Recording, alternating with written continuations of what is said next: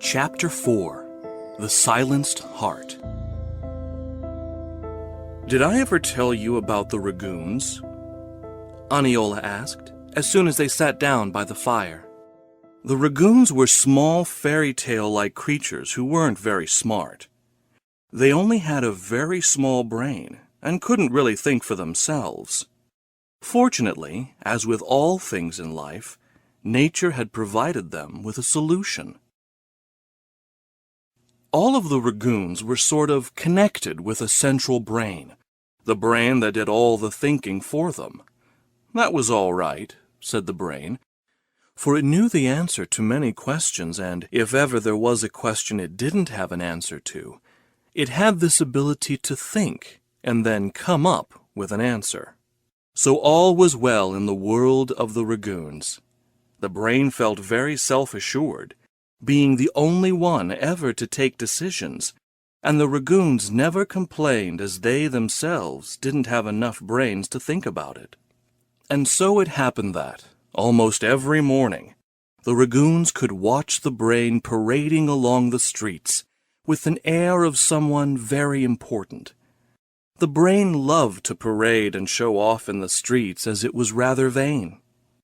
That may not surprise you, as the brain, after all, was the one who had all the answers, and the Ragoons had no one else to turn to anyhow.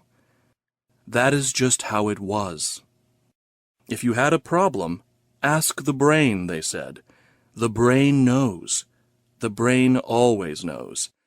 Oh yes, the brain was smart. Smart beyond anything the Ragoons had ever seen or heard about. Beside their own little brain, the Ragoons also had a little heart. A heart which allowed them to feel. Oh, most other creatures in the Ragoon world wouldn't say it was much to write about. Only a small heart, barely worth mentioning, but there it was. They had a heart, and with it they could feel. The little heart, however, sometimes created problems for the brain. You see, sometimes it happened that the heart felt that one of the brain's decisions wasn't right. Of course, it couldn't really argue about it, as hearts score very poorly in the field of arguing, but still, sometimes one of these Ragoon hearts would just feel that the brain's answer wasn't right. Occasionally, a Ragoon would even go to the brain and tell it about these feelings. "Tell me about it, then," said the brain, in its self-assured and arrogant way. "Why don't you just tell me about these feelings of yours?" That is what the brain always did whenever it felt one of its decisions questioned. "Feelings?" it said. "What are these feelings? What kind of solutions did they ever bring you? What are they based upon? Tell me why you feel the things you feel, and I will listen to you. Come on, tell me," said the brain. But of course, never could the heart answer, because that's not how the heart worked. The heart didn't reason. The heart only felt. Reasoning was the domain of the brain. "Stupid Ragoon," the brain would then say. "No good ever came forth from your feelings. Why don't you just go back and sit in a corner somewhere to listen to your heart's feelings and leave all of your problems unsolved?" The little Ragoon would then feel hurt and quietly shut up. This is how it had been for many eons. In the end, the Ragoons had learned not to question the brain anymore and to doubt the feelings of the heart. "After all," they said, "the heart doesn't contain the answers. The heart doesn't know." The thing they completely forgot about, however, was that the heart did know. It even knew a lot of things that the brain knew nothing about, and that the brain knew just as well, but it jealously guarded this secret. Of course, it didn't want the Ragoons to find out about it, did it? Imagine it was to walk along the streets one day, and a Ragoon came up and said, "Hi, brain. Nice day today. And by the way, I decided to follow my heart's advice yesterday. Sounded better than yours. The brain got sick in the head just thinking about it. No, that was something it couldn't allow. Something it wouldn't allow. Something to be prevented by all means. One day, however, a Ragoon found an old book. What the Heart Knows, 100 Things the Brain Will Never Tell, it said on the cover.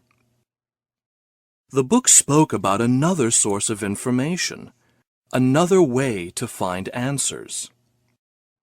As the Ragoon didn't really know what to think about it, he went to the brain to get an opinion. "This book is nonsense, utter nonsense," proclaimed the brain, but the Ragoon could feel how stressed it was. "Why do you always get so irritated when we ask you something about the heart?" the Ragoon insisted. "Irritated? Me? What are you talking about?" uttered the brain, pretending not to care in the least. The Ragoon, however, could feel that something was wrong. He could feel fear. Yes, indeed. It was as if the brain was afraid. "I can feel it," the Ragoon said to himself. "I can feel the brain's fear, and I can feel something is wrong." Ever since the Ragoon had started to read this book and found out about the heart having something to say, he had constantly been confronted about it. These heart feelings were everywhere. For every decision the brain took, the heart always had something to say too. The Ragoons, however, had never paid attention to it. The brain had always told them not to.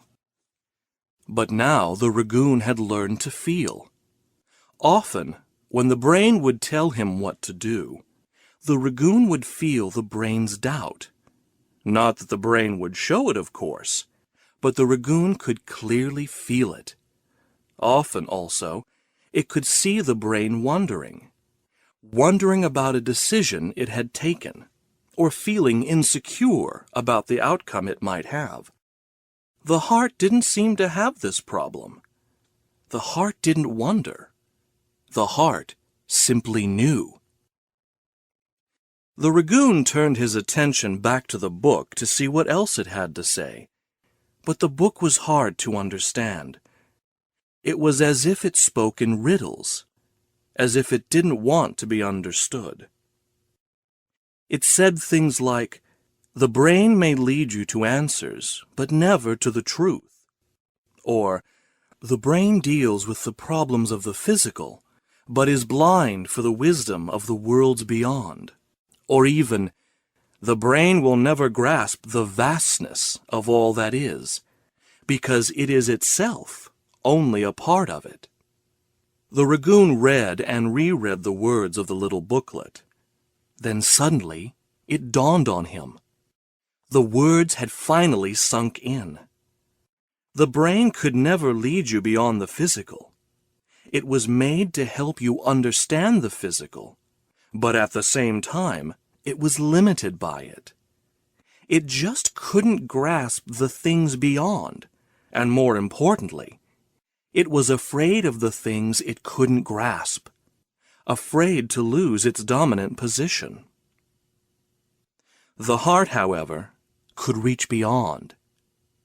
It had access to another source of information, a vast realm of intelligence that existed beyond the world of thoughts, a world of deeper knowledge, of wisdom, a world filled with joy and inner peace, too. The Ragoon once again turned his attention to the book and reread the last words. There are more worlds than just the physical, and more roads to understanding than the one the brain will show. Therefore, start listening to the messages of the heart, and never forget, if you only listen to the brain, you will only hear the brain. The Ragoon sat down. He knew the brain wouldn't like it. The brain wouldn't agree. But hey, if there was more than just the brain, why then would these other worlds be forbidden for him?